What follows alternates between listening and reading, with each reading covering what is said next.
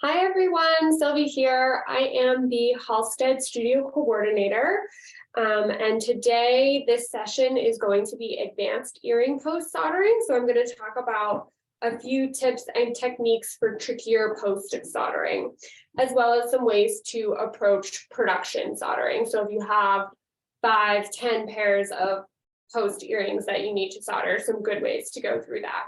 Just an FYI, we will be recording this session.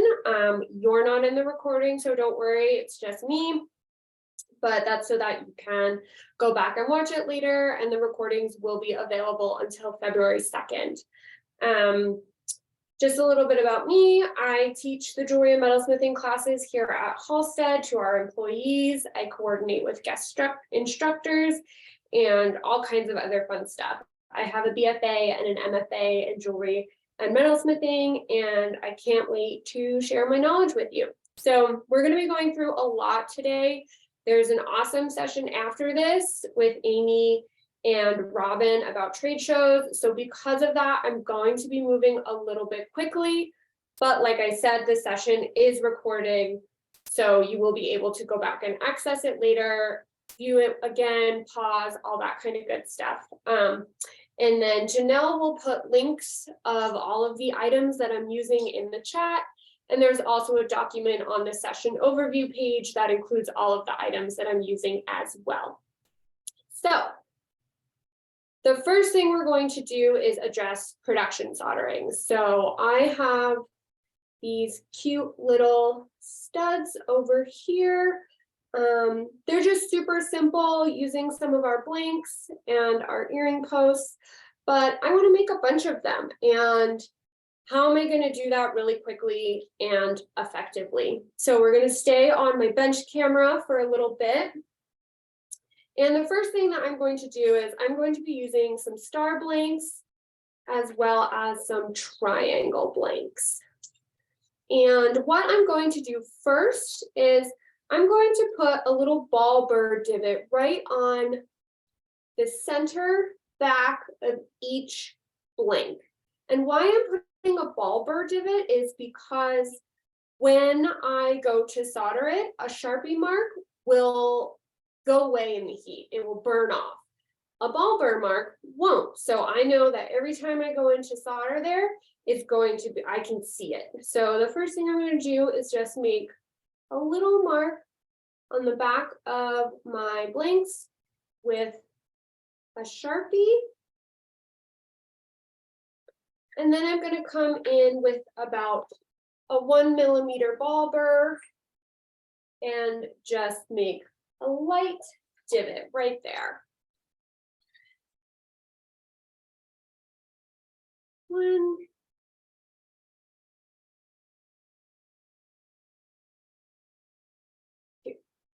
So you can see that I've made a small mark right there.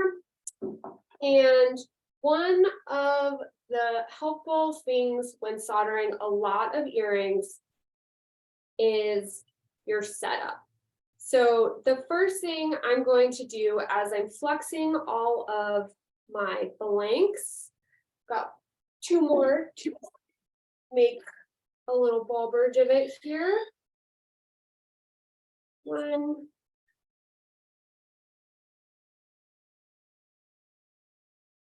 2.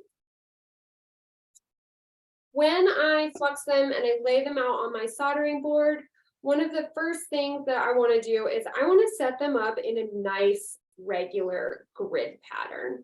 So what that means is when I'm going to solder them, they're all set up nice and even and easy to get to. It makes sense.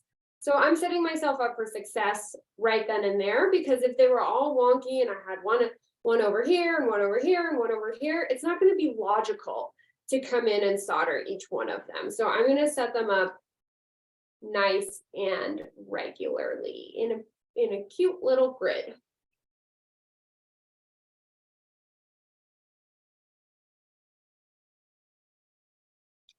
Okay, so just gonna pop those down there. And with my earring posts, what I've done is I've got them all hanging off the edge of my soldering board right here. You can kind of see them all hanging off the end. And why I've done that is because it's going to take me way too long to set each one up in a pair of cross-locking tweezers with a third arm individually. I just don't have time for that. It's not the best use of my time. So I've got them all hung off the edge. And what I can do is I can come in with my cross-locking tweezers, grab the end with the notch that's right there, and go from there. So I like to pick them up in my tweezers, dip them in my little container of flux here, and now I'm ready to go. So I've also got some easy solder out here on my soldering board. For an earring like this, you can use easy or medium, they're both okay. Generally, when you're soldering posts on, they are one of the last things that you're going to do, so you're going to want to use the lowest melting temperature. So I'm going to get my torch lit up, and these are pretty small, so I'm going to use not a huge size flame, and I'm going to gently heat my post. And what I'm going to do with my post is I'm going to pick solder with my post. So I picked up solder with my post. And so when I come in here and I heat up my blank and I find my divot and I give it a little bit of heat, it flows right off that post onto my blank. And so I'm going to come in, grab my earring off my post off the edge, flex it, heat it up, grab some solder, heat my blank, find my divot, and this one's a little bit bigger. The stars are a little bit bigger, so they require a little bit more heat. And we've got that soldered on. Now, don't worry if your posts are perfectly straight right now, because you can come back in with a pair of parallel pliers or any flat nose plier and just tweak them a little bit. This is when you really want to trust your hand. You know what it's doing. Whoops. So you're just going to keep moving through those. And I'm not going to go through all of them here, but it gives you an idea of how quickly you can do a lot of earrings. And because all of these are flat, they're just plain blanks, I've got a super flat soldering board. I've got a nice clean one so that I am setting myself up for the best possible outcome. If I had one that was really had a lot of flux built up on it or something like that, that's not really ideal, because then my blanks aren't sitting flat and my earring posts are going to be even a little bit wonkier than they would have been. So, but you can see just how fast this is going.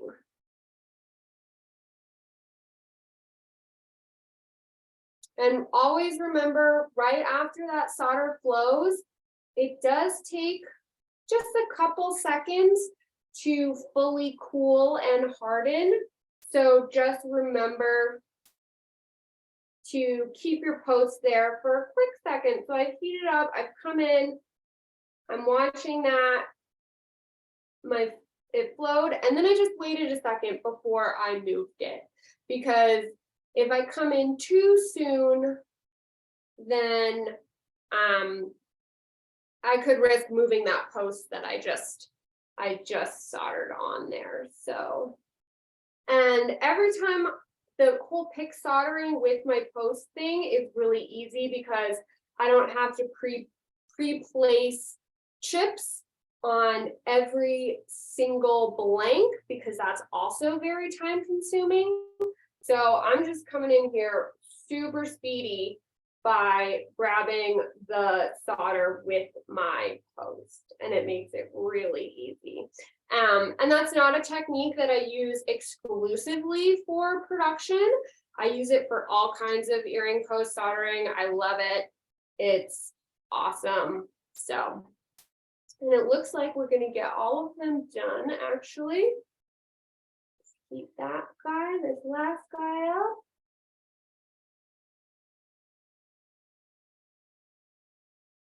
Alrighty, so that's all of them. And so now I would quench and pickle all of these guys, but you can see here that they're all on there. They came on really fast.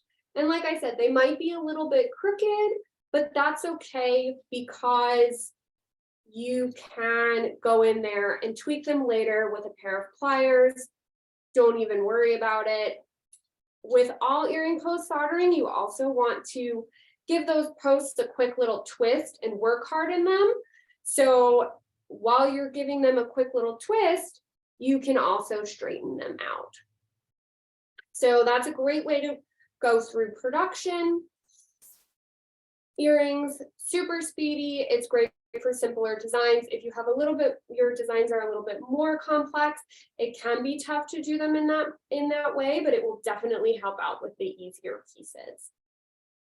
Okay, so the next earring that we're going to go through is if you've got some larger flat statement earrings. So I've got these fun honeycomb bee earrings that I've made with our bee soldering blanks. They're super fun, but I've got a pretty big piece of sheet that I've used here. So we're going to talk about some ways to address large earrings that might act as a heat sink. So the first thing I'm going to do is I'm going to solder on some bees. I've got my sheet cut out here already, so I'm going to give it a quick flux, both sides. I always like to flux both sides. It can help prevent fire scale, or when the copper in your sterling silver raises to the surface, and it creates these little purple marks. I've also got a third arm here because I'm going to want to heat this piece from underneath. So I'm just going to clamp it like that and put it off to the side, because the first thing I'm going to do is I've got my bee blanks and I've got them all flipped over onto the back. These are little hollow blanks. They've been pressed out, so it's very clear to see what is the front and what is the back. And I've fluxed them, and I've put a couple chips of medium solder on the back of each blank.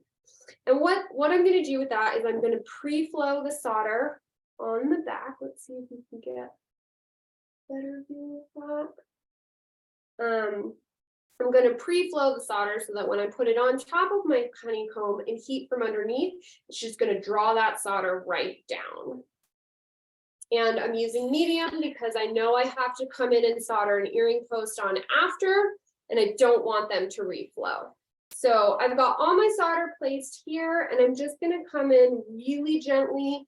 These are really thin blanks, so they don't need a ton of heat.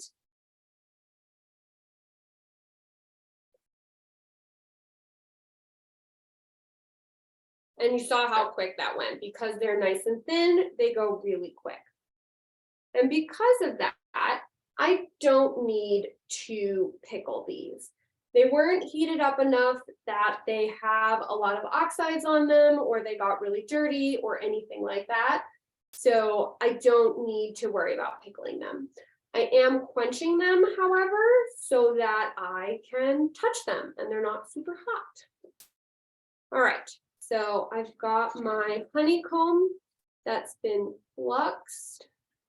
Let's move this over so see if we can get a little bit of a better view for you guys. I'm going to give my bees a good flux. What that's doing, what the flux is doing is it's helping the solder flow by keeping the metal clean.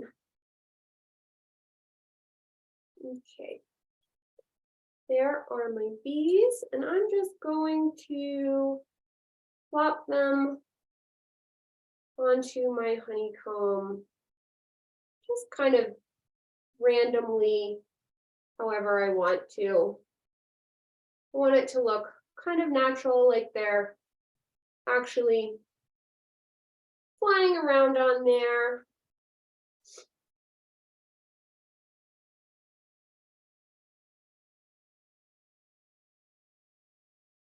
All right.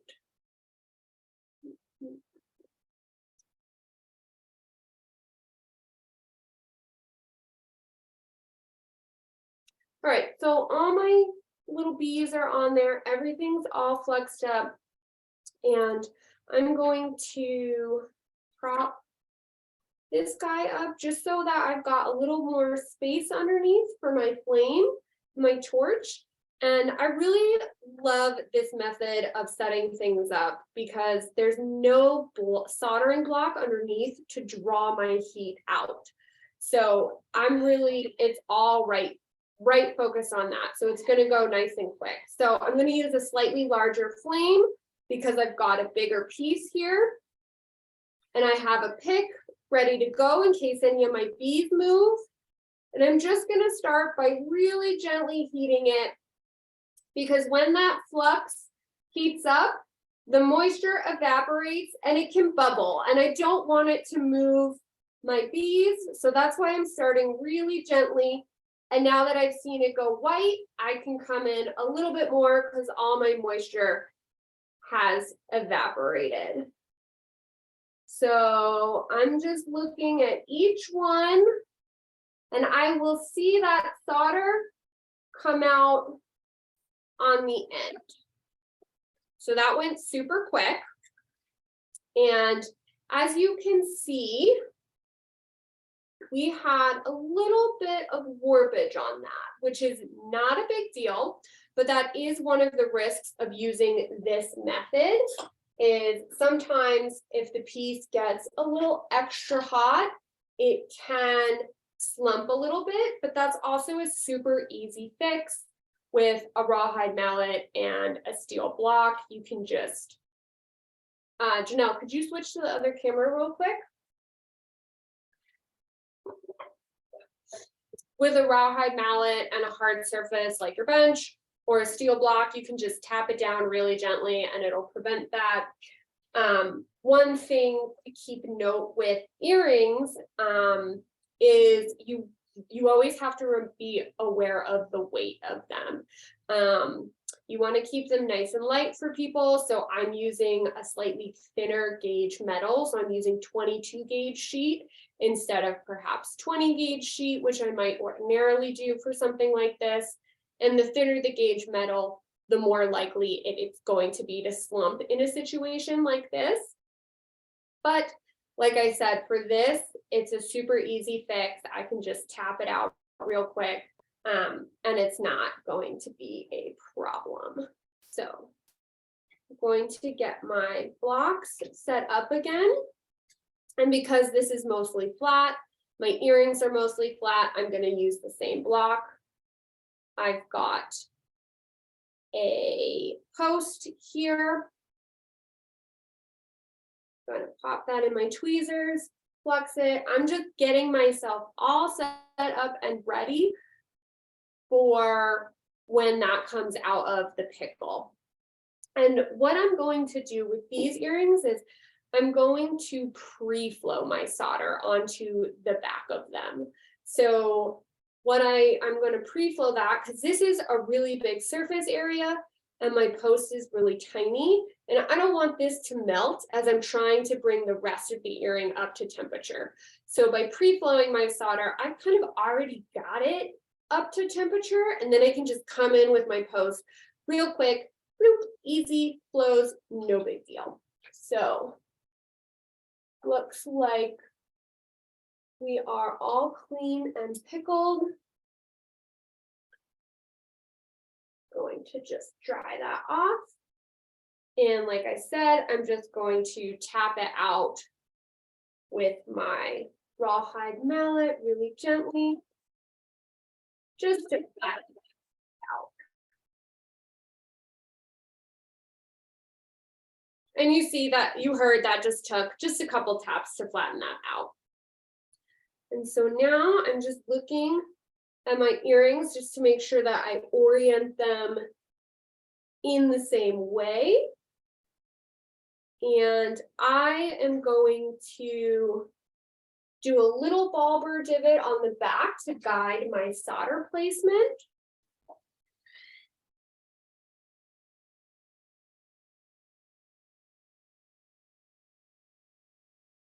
And I will also be able to see that solder when it flows. It will be a different color than my metal, so I'm not concerned about covering up that divot. It's to guide me for the placement of my solder.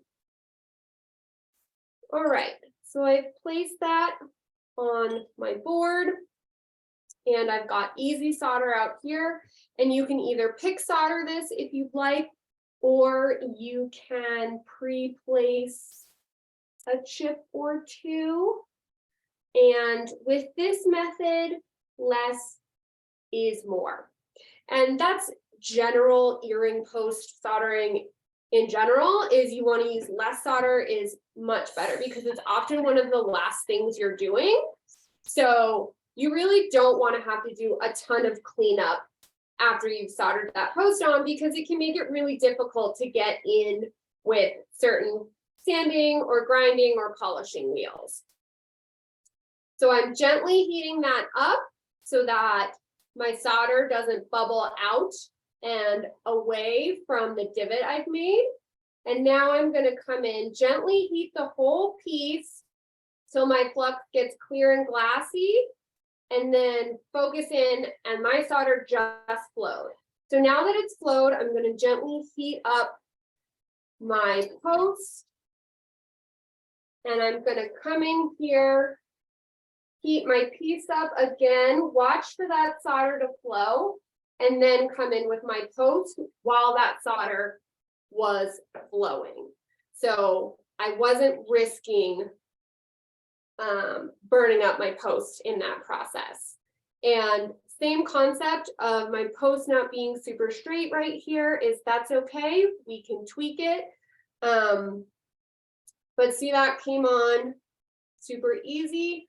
I didn't risk melting my post or anything like that because I preheated the larger piece, which is going to take way more heat than that post needs. So now I'm done with this, I would come in, pickle it, clean it up, give it a finish. And with this piece, all I did was oxidize it. And then I took a sanding pad on the bees and kind of pulled away the oxidation to highlight those bees a little bit. Okay.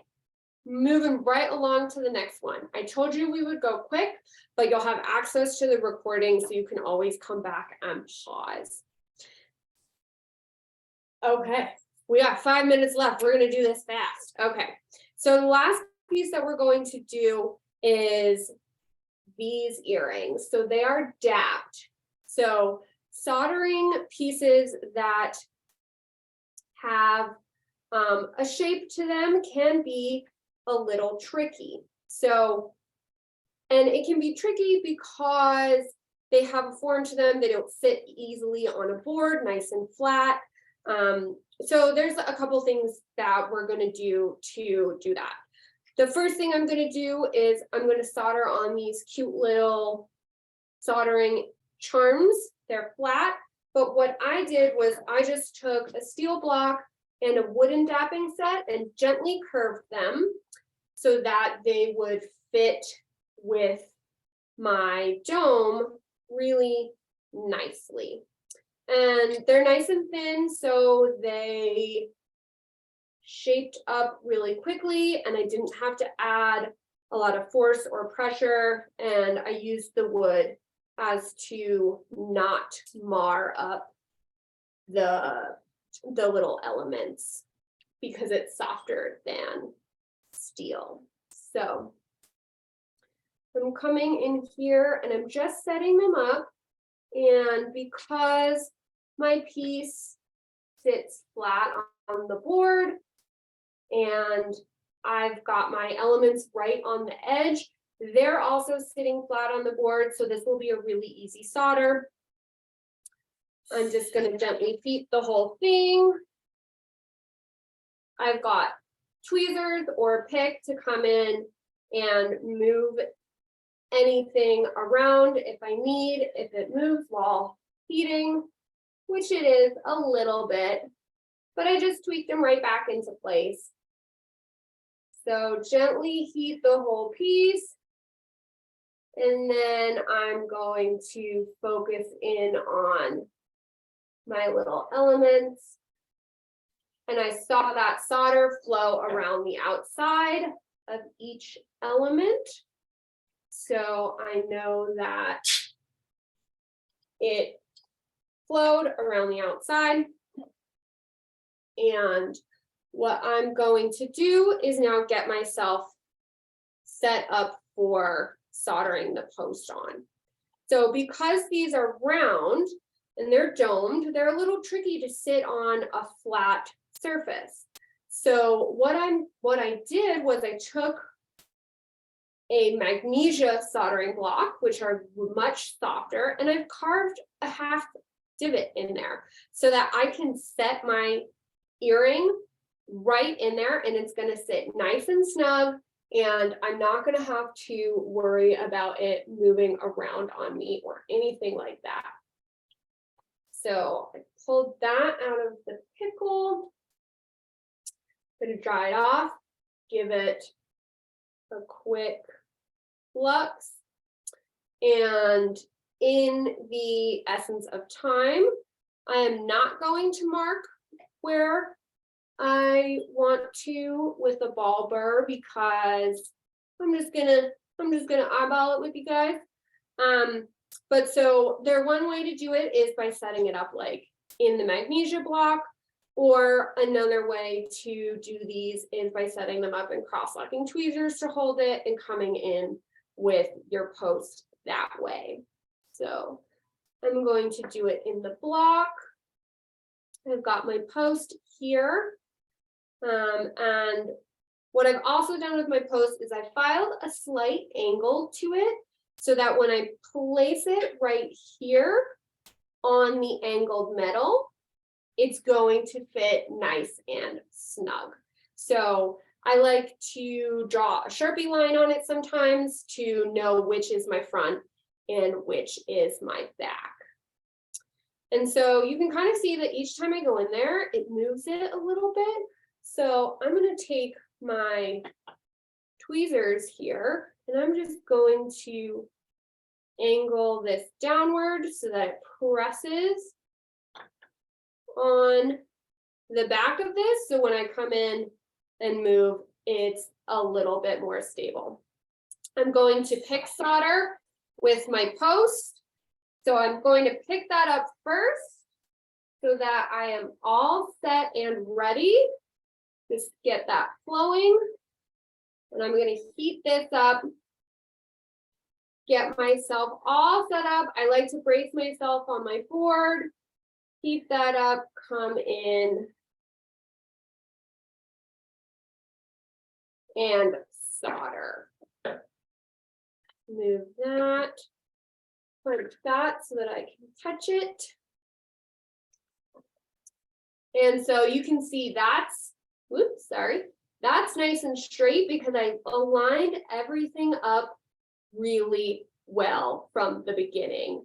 And that's soldering in general, that's the best way to do it. The more time you spend on setup, the easier the solder process will be. So I'm going to have Janelle switch me back over to the front. And I know that was super fast, but I hope that you guys picked up some good information. And I think Janelle maybe will have some questions for me. And I will go through and answer some of those for you guys right now. Okay, sorry if you guys get some feedback, because we're in the same area. Okay, there was one person who said, I had a teacher tell us we shouldn't touch clean metal with our bare hands because of oils on our skin. Was this potential misinformation, or are you doing anything special to prep your hands so you can touch them?